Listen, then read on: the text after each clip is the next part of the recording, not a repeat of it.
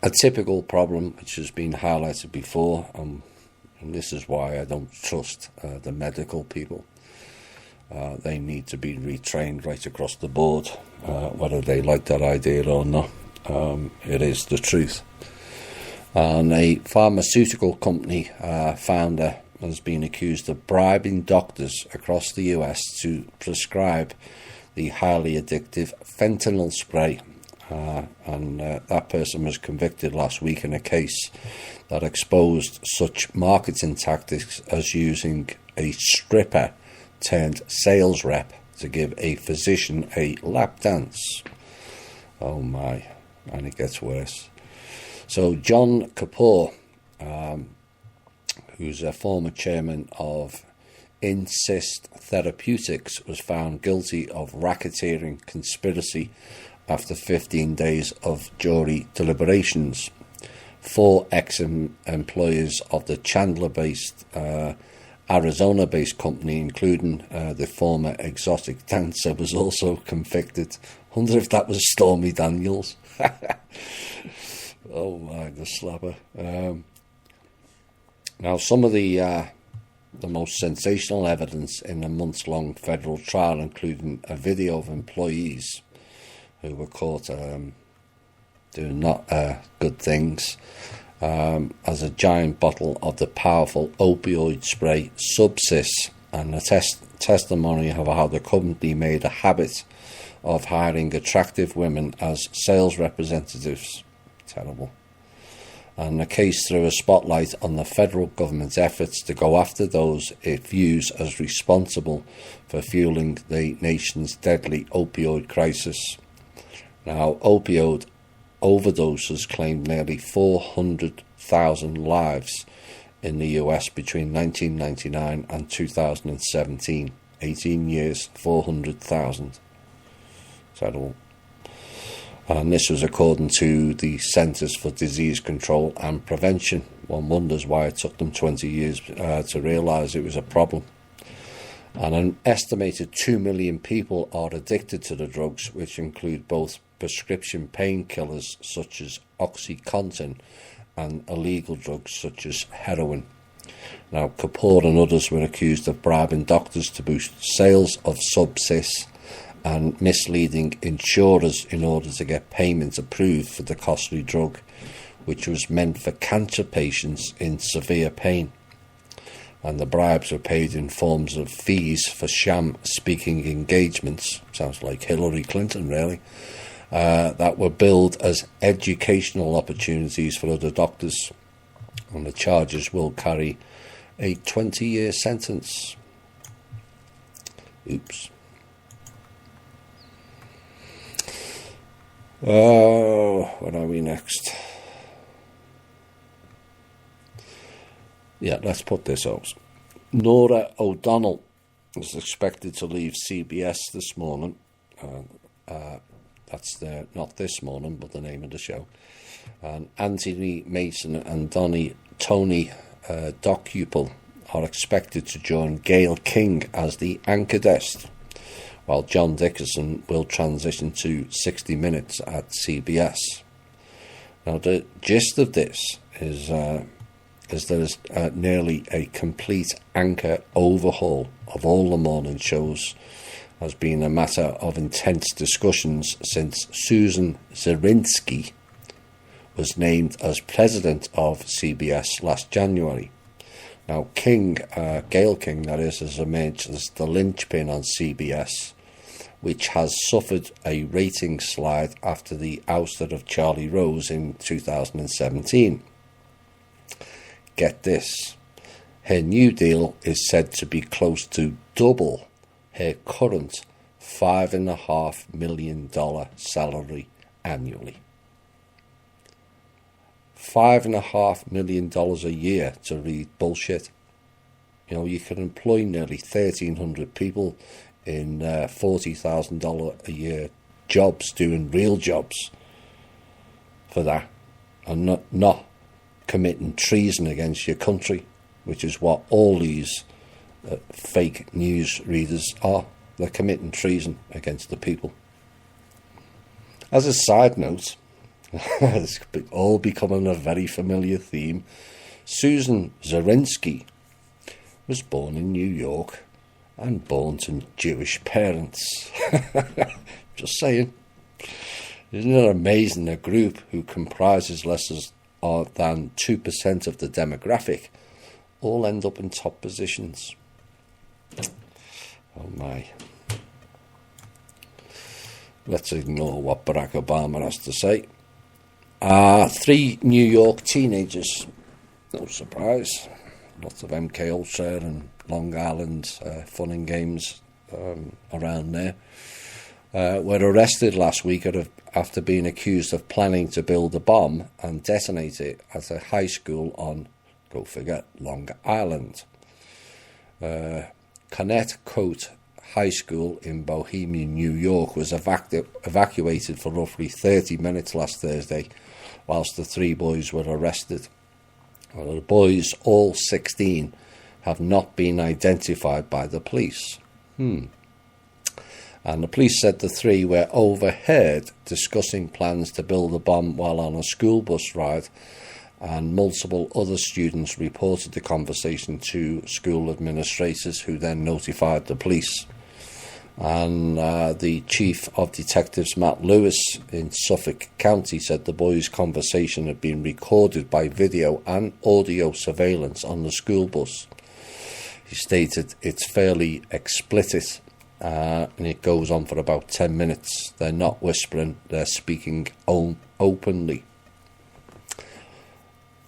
There is that honest terrorist narrative again, is it not? Who talks about their crimes they're going to do openly in public? People not question that.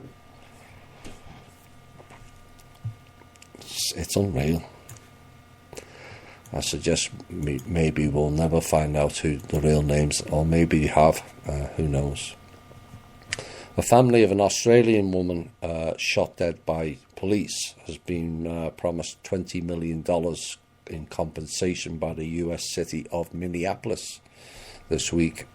Mohammed Noor shot Justine Damond as she approached his patrol car to report a possible rape behind their Minneapolis home back in 2017.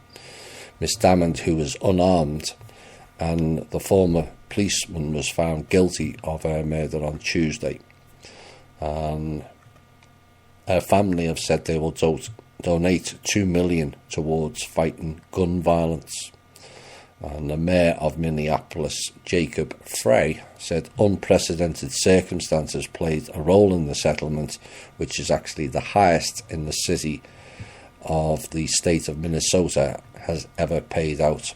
There was not a clear threat before the use of force was made.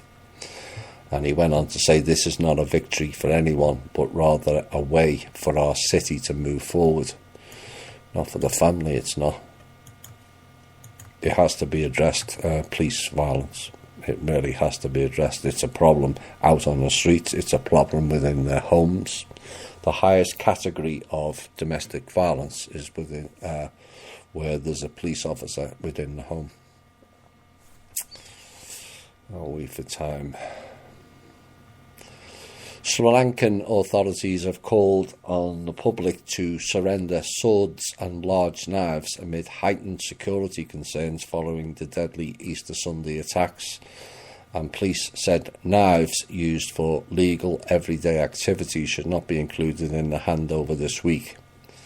Hundreds of weapons have been seized in searches since the April 21st attacks, and more than 200 people were killed in coordinated suicide bombings. Did they carry knives? Maybe not. In addition to weapons, the police spokesman called on people in possession of police or camouflaged military uniforms to hand them into the nearest police station over last weekend. He did not confirm whether police would give amnesty to those who surrendered weapons during the 2-day handover period. I'll have an op-ed piece on that a bit later.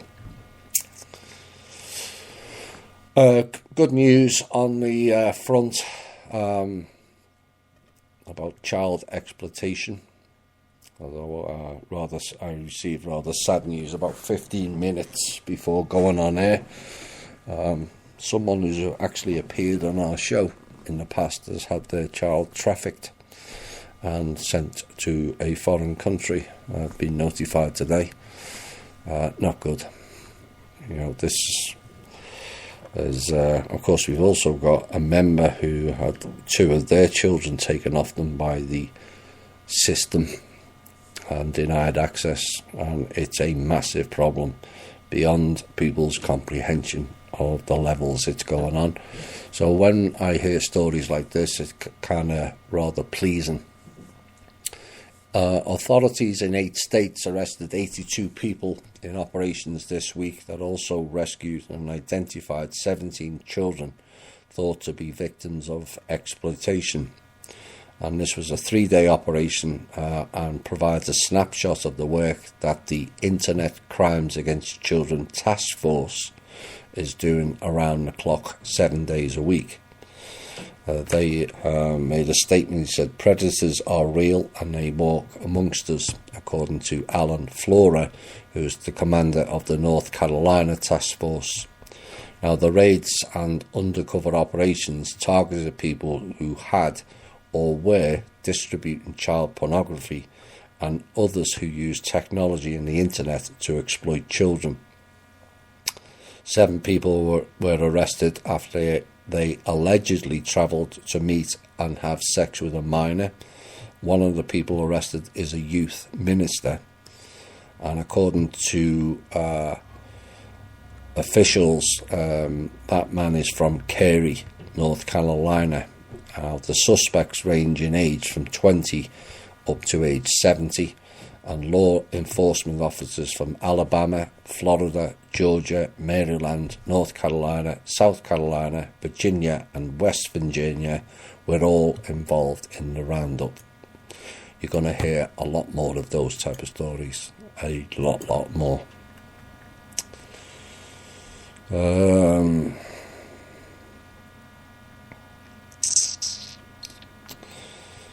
Maybe one more news story. The rest will have to wait till next week.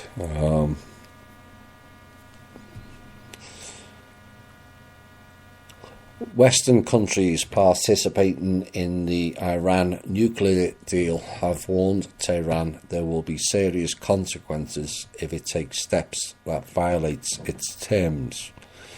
Now, the UK, France and Germany said they would still back the deal as long as Iran upheld its commitments. Really. Now, it follows Iran's move to suspend some commitments. Now the US has left the deal and has begun imposing new sanctions. And the 2015 accord was intended to curb Iran's nuclear ambitions in return for relief from sanctions. Yet what these people are failing to address or announce is Iran already has nuclear weapons, because guess who sold it to them? Israel. Oops. They've had them for over 20 years because the Zionists in Israel sold them nuclear weapons. So forget about Iran building nuclear weapons. They were given to them by the so-called, we're the most important state around the world. No. That same country sold all America's warfare and military secrets to China, remember. So all of it is a complete load of nonsense, and people have to see through it. But its economy, Iran's, has been badly hit by new sanctions imposed by Mr. Trump and the US neocon hawks. And the value of Iran's currency has dropped to record lows, and its annual inflation rate has quadrupled. Now, the questions that need to be asked from this is, if Iran is such a threat, Why are EU countries asking them to continue the programme? Does not the UK, Germany, and in particular France, have more pressing concerns to deal with within their own countries than bothering about others? Now, given Iran's currency rate has dropped, you know what comes next, don't you? I predict coming soon, buy your Iranian rials. That's the name of the Iranian currency. To go with your zims, dinars, dings, dongs and dungs currency. And we'll all become multi-billionaires when the 800 numbers arrive.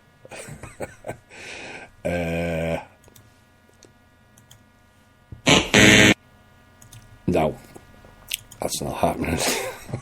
So for those new, there will never be a GCR or RV like the current internet clown agencies and their minions predict. And I'll repeat, never. No one is stopping it. It was never happening to begin with. Period. And even Benjamin Fulford admitted that this week.